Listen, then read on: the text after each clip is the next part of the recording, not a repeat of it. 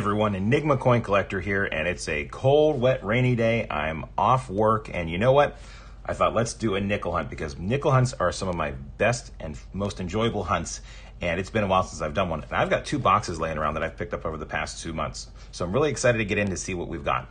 The last video that I did on nickels was my first box of nickels at my new location, and it delivered. It was an awesome, solid box. So I'm hoping that we get a lot of finds from these 2 boxes here. We're going to be looking for key dates, semi-key dates, Silver War nickels, buffaloes, errors, foreigns, and errors and varieties. You name it, we're going to be looking for it, and when we find it, I'll bring in for all of the finds. We're going to get things kicked off with the July box that I picked up a while ago here, and then we'll move on to the August box that I picked up here. Either way, these are both boxes of circulated nickels. I did pop the tops and verify that that is what they are. Circulated nickels. So let's get cracking with roll 1. See you soon. Roll number 1, and we're about the 7th coin in, and we've got our first find. It's in the 50s, but we'll take it. It's going to be a 1951 out of, that's San Francisco? 1951S is a semi-key date. The first find of our box is a semi-key date nickel. How about that? Hopefully that bodes well for the rest of the box. Wow. Awesome. Roll number 4, and I was hoping I was going to find one of these here at my new location. I saw the 5 cents at the bottom, and I said, I know what that is. That is my first buffalo nickel here at the new location, and it is toasty. I recognize it because I saw that. Not going to have a mint mark. Are we going to get a date? Holy cow, that is rough. But we can see it, 1936 P Buffalo in the box. That is awesome and a great start. You've got to be kidding me. Next roll. Another Buffalo, our second Buffalo. This is going to be a 1937 in much better shape. No mint mark, but much better shape. 2 buffalo nickels in back-to-back rolls. Wow, that is awesome. Well, it's going to take us until roll 10 for us to get our first non-buffalo or non-semi-key date find. This is going to be a 1954, and it's going to be out of Denver, and we're going to add it to the board along with those other awesome finds. And we're on roll 14. We've got our next find. This is also in the 50s. This is a 1953 out of Denver as well. Next roll is going to have 2 finds for us. It's going to consist of our first foreign from our friends up north in Canada, 1983. And then I saw this older one poking its head out back there in 1941 out of Philadelphia. So 2 more finds on the board. Next roll, and this one actually crept up on me. I was actually interested in this nickel, thinking it might be another buffalo based off the edge, but it's not. It's just a 64. But this edge, I couldn't tell, is going to be a Silver War nickel, and it's going to be in 1943. Totally crept up on me, and it's going to be a 43S. I don't find a lot of S-minted war nickels. So a 1943 S Silver War nickel in this box, and we are not even through to the second row all the way searched. This is turning out to be an awesome box. Next roll, next find, 1947 out of Denver. Next roll, roll 18, next find, we've got a 1949 out of Philly. Roll 22 is going to provide our next find. It's going to be in the 50s, and it is another 1953, and that one is from Denver. Same roll, and we've got a 1955. No mint mark. Means that this is a semi-key date, our second one of the box. But it's got a Denver mint mark. It's all right. We'll still take it. And we are going to have to make some room. Put it right there. Still the same roll. Our third find, 1940 out of Denver. And since you're here, just take a look at what this one is. Pretty used and abused. Yeah, it's going to be an 80s. Roll 25 is going to have our next find, and it's our second 1951, and this one is in great shape. Can we get another S mint mark for a second semi-key date? It's not going to be, but still a very nice example of a 51 to add to the board. Roll 27 is going to give us an early Jefferson. This is a 1939 in not too bad shape. A mint mark would be a key date nickel. And it's not. It's going to be a Philly, but we can still check for the doubling. And it's not either. But still, it's really cool to see a 30s. It's not a Buffalo in the box as well. And we're going to have to move over and put them right there. Roll 29. We have a 1941, not too bad shape, but this one is out of Philly and it is non-silver because it's 1 year off. Roll 33 is going to have our next find, and it's going to be in the 50s. It's a 1958 out of Denver, next to last year from what we get to keep from boxes. Next roll, another 50s. We're going to have a 1957 out of Denver. Roll 35, and this one crept up on me again. I just saw this pop out of the blue. It's our third Buffalo of the box, and it is pretty slick. Okay, so no mint mark, so it's, no mint mark, and I'm going to have a really hard time seeing a date on this probably. You can see some raised elements there. I will take some time, but I can tell you right now, odds are I'm going to probably have to nick-a-date this, and no mint mark on the back. So let me nick-a-date this, and I'll be right back. Well, ladies and gentlemen, I nick-a-dated it, and check this out. I hope you can see that, because that is a 1915 third year issue Buffalo nickel. It's not going to be worth very much, especially in the condition and especially with the fact that I had to nick-a-date it. But holy cow, a 106-year-old Buffalo nickel in the box. Wow. Next roll. I already saw it. It was facing me. It's another 1951 without a mint mark, so no more semi-key dates right now, but still counts on the board. Roll 40, we're going to have another 1953, and this one is out of, is that San Francisco? That is a 1953S. Very cool. Getting a lot of San Francisco mint marks in this box. We will take them all. Same roll, and we had an ender. It was not a mint mark, but a 1948 Philadelphia. Running out of space. Roll 42, we've got another find. 1957 out of Philadelphia. Roll 44, we've got a 1940 out of Philadelphia. Next roll, another 1940 out of Philly.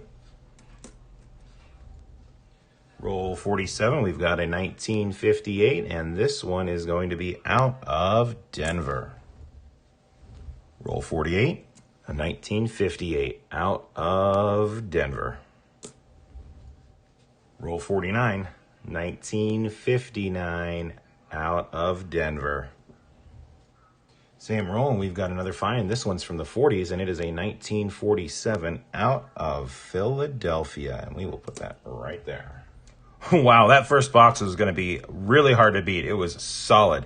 Aside from all the finds, I also pulled out this really, really worn one. It's just a 1992, but it almost looks like a pocket coin like you find in half dollars. But it's an oddity. I pulled it aside just to hold on for right now. All right, so 3 Buffaloes and a silver and a semi-key date along with other finds. Box 2 better deliver the mail because it's going to be tough to beat. Let's start cracking rolls, and I'll bring you in on the first find. And just like the first box, the second box has a find. The first few coins in, this is going to be a 1958 Denver. So not a semi-key date like the last one, but a find nonetheless. Roll 2, second find, 1947 out of Philadelphia. Roll number 4 had a 2009 P.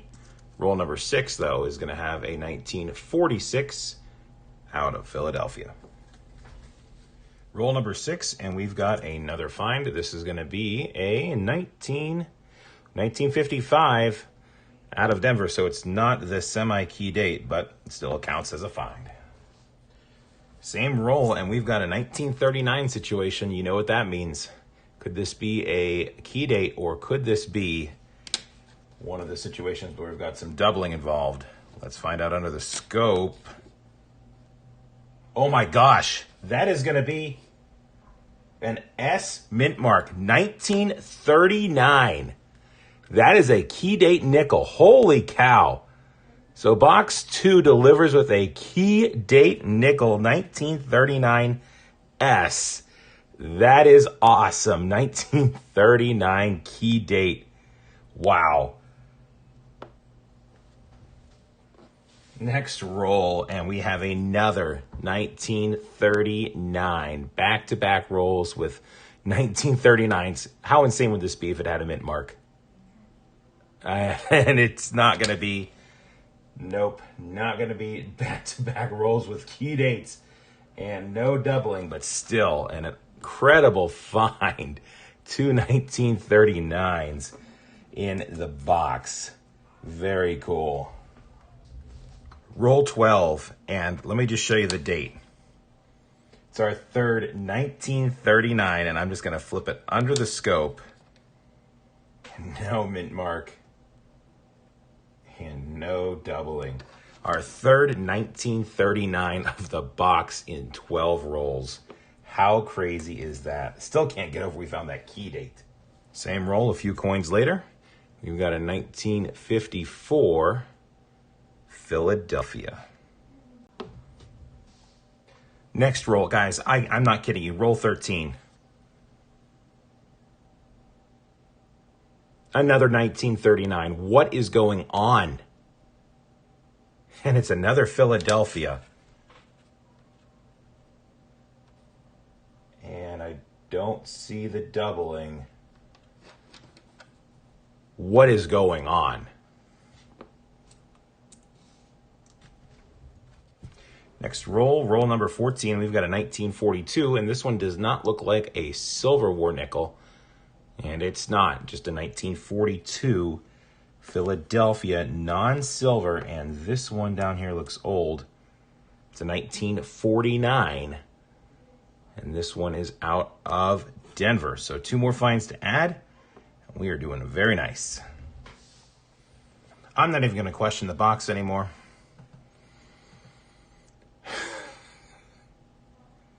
It's a second key date, guys. It's another 1939S. What is going on? There's got to be some sort of collection dump in here. 2 key dates. Roll number 18. 1955. Out of Denver. Roll 19's got a few finds for us. We've got a 1946 that I first saw out of Philadelphia. I need to find a spot to put this. And then a 1957 out of Denver. And then a foreign, our first foreign out of this box, 1998 from Canada. Roll 24. Next find is going to be a 1947 out of Philadelphia. Roll 26, and I thought it was another 1939 for a second, but it's just a 1959 Philadelphia. Next roll, we've got a 1948, and this one hails from somewhere. Denver. And next roll, 1946 out of Philadelphia. So it's definitely been a while since we've had a find, probably at least 10 or so rolls. The box has cooled down significantly. We're not getting key dates every so many rolls. What a bummer. Anyway, the box has cooled down. It's been a while, but just flattened out roll number 39. And I see a mint mark above a Monticello, which means we have a silver war nickel, ladies and gentlemen. P mint mark, 1944. So this box is going to have silver in it as well. No buffaloes, Just key dates. What a shame. But we have a silver war nickel to add to the board, and I think I see another old one. I just want to check. Yep, 1956 out of Denver. So 2 more finds to add to the box, and we'll keep on hunting. Still the same roll, and I missed one. Super nice looking 1959 out of Denver. Still the same roll, and another 1959. Also from Denver. Roll number 44, and we've got a very worn 1940. I believe that's going to be S. 1940 S in the box. Very cool to see. We'll add it to the board. Roll 47, and the box is not done yet. Here's a really nice looking 1940, as opposed to the really worn 1940, but this one is from Philadelphia.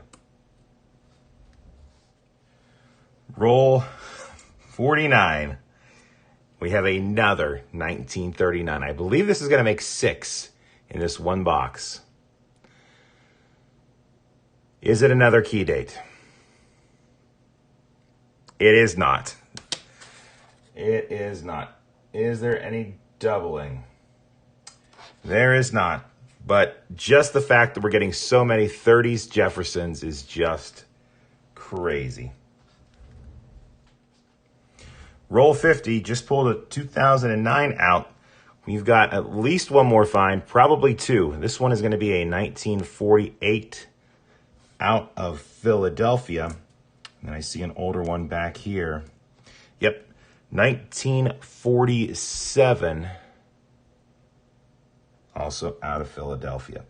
So I'll finish this roll, and it's going to be time for the wrap-up, and I don't know which box is going to have the higher score. You've been watching the points in the bottom here as we go along, but it'll be interesting to see how the boxes compare. We'll catch you at the recap. Well, that was quite a set of boxes. As you can see here by all the finds we have, lined up on the top is the first box, and on the bottom is the second box. And when it came down to it, second box edged out the first box, and it's probably because of all those key dates we found, 2 of them. And I'm wondering if we might have been getting into a collection dump. The first half of that box, the top half, had both of the key dates, if memory serves me correctly. The bottom half of the box wasn't as hot. It was still pretty good, but I'm thinking that the box above it might have had more of the finds, and we just didn't get that box. But either way, an insane hunt. You can see all of the points that we have added up here. Box 1, 63 points. Box 2, 72 points. Definitely helped my average for the year. Star finds, box 1, going to be those 3 Buffalo nickels with that 1915. Still can't believe we found that one, being the star find of the box. We also had that 1943 war nickel. And then we had the one semi-key date. That's going to be the 1951S. Got us some nice points there. Really cool to find that. But the second box had those 2 key dates. Both 1939. Both with an S mint mark. Insane. 2 key date nickels in the same box. And we also had a silver in that one as well. Where did it go? There it is. Passed it up. 1944, Philadelphia. We also had a bunch in the 40s and the 50s. We had a few foreigns. We had a pocket coin, and that's about it. No other errors and varieties to speak of. I did go through and check, so that is the score. That was a really, really fun hunt. Now I'm really excited to get back into nickels because it seems like my area is going to be really good for nickel hunts. Remember, if you like this video and you want to see more like it, don't forget to click subscribe and hit that bell to get notified when I release new content. Feel free to leave a comment down below, give the video a thumbs up, and remember, it's always a mystery until you crack open those rolls and you find out what you got inside. Thanks for taking the time to watch, everyone. Catch you on the next one.